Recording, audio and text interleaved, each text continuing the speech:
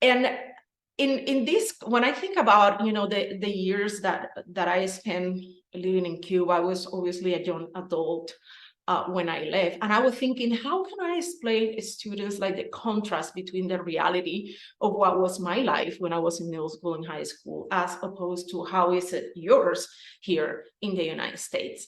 And I had a really, really good example. Like I was telling you before, when I was in Cuba, it was those years when Fidel Castro was still alive. I mean, the communist countries in Europe have not collapsed yet. So Cuba was pretty much a satellite colony of the Soviet Union. So if my family, for example, was fortunate enough to have toothpaste given to them in the monthly ration of food, it was only Russian toothpaste.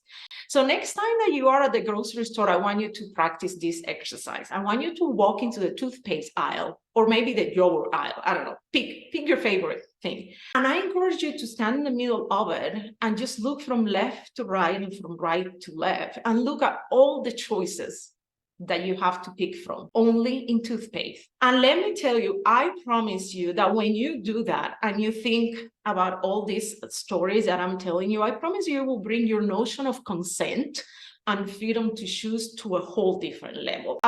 Another example of when I was in middle school and high school in Cuba, we were forced to learn Russian as our second language in middle and high school, because again, that was the time where pretty much the high elite of the Soviet Union was ruling Fidel Castro and was ruling Cuba.